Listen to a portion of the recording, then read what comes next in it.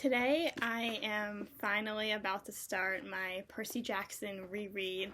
This is a reread that I had been planning for a pretty long time now. This is our very, very old, battered copy of The Lightning Thief. You can see it's been very well loved. I had to tape it because it was so beaten up.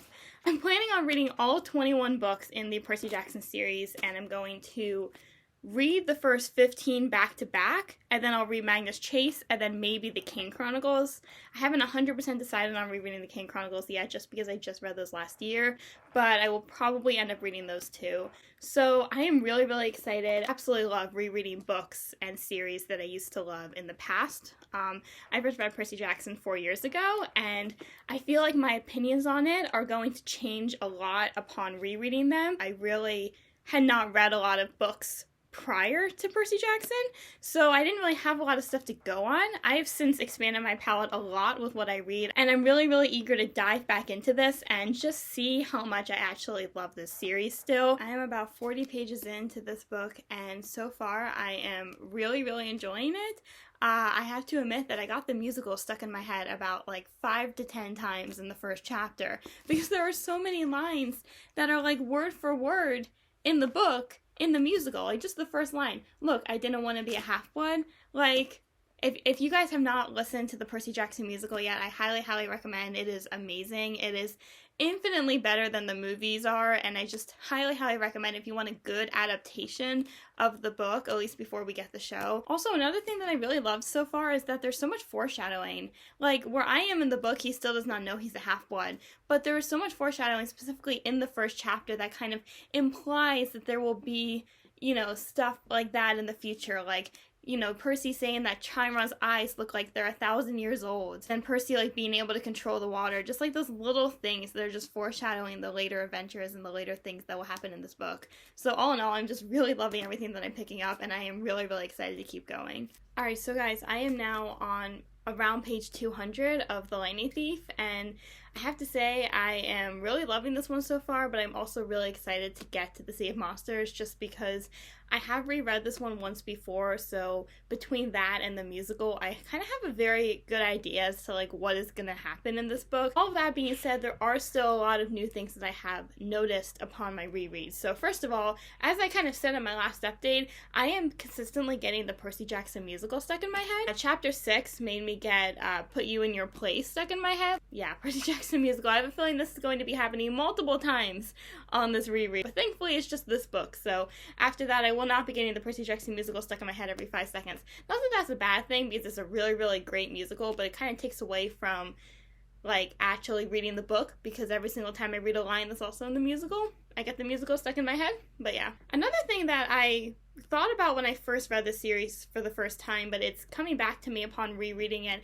is I don't fully understand why all the Hermes kids need to be in the same cabin as the people that are unclaimed. Like, I get the significance behind it, because like Hermes is the god of travelers and like he'll take anyone, but it kind of sounds like it's really awful to be a Hermes kid, because they're always going to be stuck in this overcrowded cabin with all these unclaimed demigods. I really feel like they should have like a separate room in the cabin, just because like I feel really bad for Luke and like all these other Hermes kids. They're just always going to be stuck in this room with all these unclaimed demigods. Speaking of Luke, page 99 and 117 completely foreshadow his evilness. Upon rereading it again, it is so fun to catch all of the little Easter eggs and hints hinting at Luke's eventual turn on the gods. And like one little side note here, can Argus, this like 100-eyed monster, can he see into the future? Because on page 158, and I quote, "In the front seat Argus smiled. He didn't say anything, but one blue eye on the back of his neck winked at me."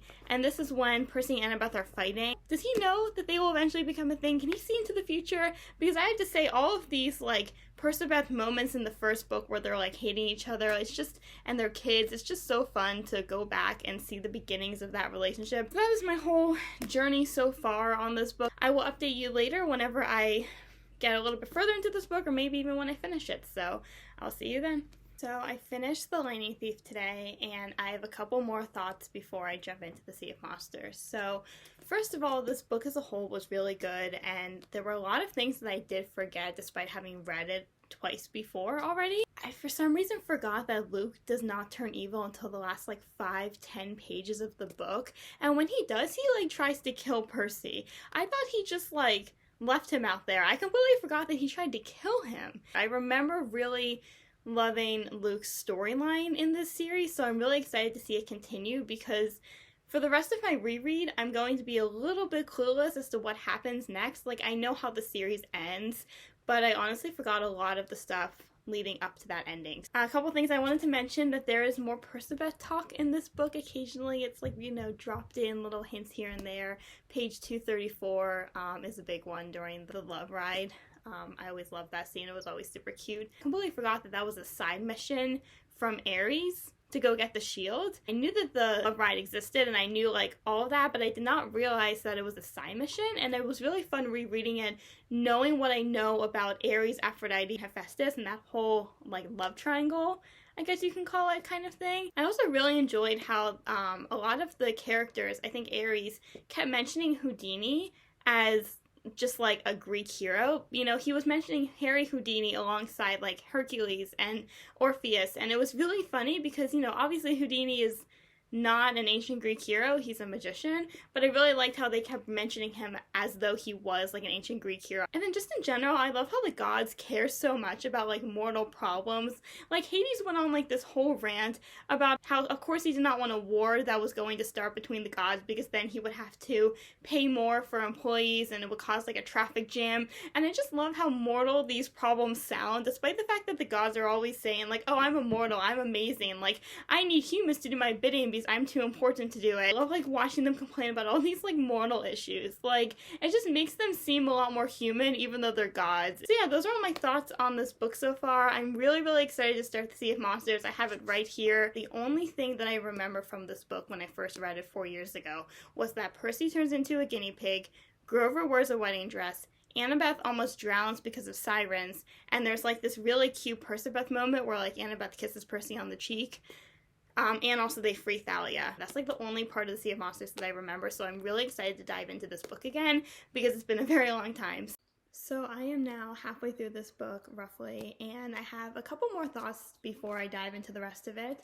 So first of all, I completely forgot that Tyson was introduced in this book. Like, the minute that I read his name, I was like, oh right, that's Tyson. I remember who he is, because I'll be honest, Tyson, he's great in this series, but I just remember him driving me absolutely crazy the last time I read The Tyrant's Tomb, which is the Four Trials of Apollo book, that I just kind of blocked him from my mind. And to add on something about Tyson, I read somewhere a couple of years ago, I think, that Tyson is supposed to represent autistic children. So when I first read the series, I had no idea that that's who he was supposed to represent, and as someone who does work with autistic children, I'm definitely going to be looking for it upon my reread and see if he does accurately represent that, or just see like, you know, the signs for that. It also has been really fun reading about Tantalus now that I know his story and like know what he did. You know, like when I first read this book, I had no idea who Tantalus was. I think I thought he was like the god of death or something, but he's like, you know, Agamemnon's like great-grandfather. So it's really interesting, and I love how his curse of not being able to eat food or drink or whatever is still happening even while he's at Camp Halfwood running the camp. That's kind of what you get for trying to feed your child to the gods. And I do wonder though, has he been like resurrected? He's a regular mortal, so like why is he all of a sudden resurrected and running the camp when you could have hired like another god or maybe another like mythological creature, but instead you just hire like Tantalus? I have to say that I'm definitely not liking this one as much as The Lightning Thief, and I kind of expected that going into it. When I first read this series, this one was one of my least favorite ones. I just feel like the plot is a lot weaker. Percy's a great narrator, so he makes it really fun to read, and I love his dynamic with Annabeth and Tyson, but just in general, this book is definitely weaker than the first one. So another thing that I kind of want to talk about, I've seen a lot of people in the fandom kind of compare Percy and Luke to, and spoilers for the Heroes of Olympus series, to Nico and Percy. A lot of people think that Percy had a crush on Luke in the first book, kind of like how Nico does with Percy later on. And I have to admit that I never really understood that because I hadn't reread this series enough and had not read it recently enough to be able to make a conclusion on that and like an opinion on it.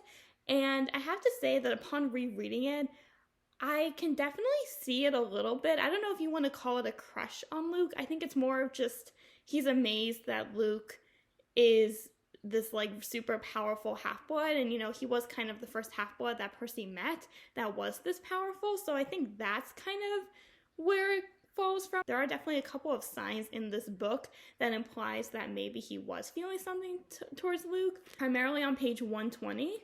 When they're on the ship, that Princess Anadrome's ship, Percy hears Luke's voice and says, "It was Luke beyond a doubt. I could never forget his voice." So you could definitely interpret that as him potentially having a crush on him. So I really think it all comes down to interpretation, but I'm definitely going to keep looking for it during my reread, because I am really curious to see if he did have a crush on Luke, and I would totally be down for that. I think that would be super cool. And it would be kind of like a nice parallel to what eventually later happens with Nico and Percy, with Nico's crush on Percy in the later books. Just one more thing that's not related to this book, but I feel like I couldn't not mention it. I'm sure everyone has seen this by now, but the main trio has now been cast for the Percy Jackson TV show. They are all beautiful. They all look of age. They actually look of age of the characters they're supposed to be playing, and I am very, very excited for the show. I am nervous for it. I am anxious for it, but I am also so excited, and I cannot wait to see what REREADING has to offer us with the show. Anyway, I will continue to update you whenever I finish this book, so I will see you in a bit. So I have officially finished The Sea of Monsters. So first of all, I really like how similar to the Odyssey this overall story was. There were a lot of things that kind of lined up with Odysseus' adventure, and these are things that I did not catch the first time I read the book, because when I first read this series, I had not read the Odyssey yet. I actually read the Odyssey like a month later, so it was really fun to like go on and like see all the similarities and like catch all the different things. The biggest one to me was Annabeth and Percy landed on Syracuse Island right after they used the wind, which is exactly when Odysseus landed on the island, so I thought that was kind of cool. Then also we had the sirens, we had Scylla, men being turned into pigs, or in this case guinea pigs, just all those things that were really similar to the Odyssey that I really liked. Another thing is I absolutely love the Persephone moment on page 183. That is right after Percy gets unturned from a guinea pig when he becomes human again. I just love that moment. I thought it was really smart of Percy to contact Camp Half-Blood while he was like doing his little face-off with Luke, and this is something that I recognized from something else that I've read, but I cannot remember what it is. Also, I'm pretty sure the Blackjack is introduced in this book. I know Rick Riordan has said in the past that he accidentally introduced Blackjack as a female, then a man in the next book, and I'm pretty sure that he is introduced in this book because there was a black Pegasus that was a female in this book, but it was not given a name, and I am almost positive that it is in the Titan's Curse, considering that my copy of the Titan's Curse has Percy riding a Pegasus, so I'm pretty sure that's Blackjack. And I'm pretty sure he's introduced in this book, so that was a fun little catch that I definitely did not notice when I first read this book. I also did not realize that Thalia being resurrected was part of Kronos' plan. Like, I didn't realize that he poisoned the tree with the intention to have the Golden Fleece resurrect her. I knew that she got resurrected, obviously, like, I knew she came back, but it was really clever of Kronos to have that whole plan just so that Thalia could be resurrected, so that she could be, you know, maybe the half-blood that the prophecy was referring to. I think that is a really, really great twist at the end, and even though I saw it coming, even though I knew it was coming, it was still really fun to like see all the build up to that. And finally, I do think that tinkering and fixing things is Tyson's special interest. If we're going on the idea that he might have autism, I think that the tinkering and fixing things is definitely a special skill that he has. I have been looking for it, and a lot of the signs are there that he might have autism, but I do want to consider this more of a headcanon than like actual canon, because I don't think it's ever been confirmed by Rick Riordan. If it has, then I would love to know. If so, I really love that representation in this book. There's always so much great representation in Percy Jackson, and I love how autism could also be represented in this series as well. I am going to end this vlog here because I am going to be reading The Titan's Curse, The Battle of Labyrinth, and The Last Olympian in my next vlog. Thank you so much for watching, and I will see you with my next reading vlog.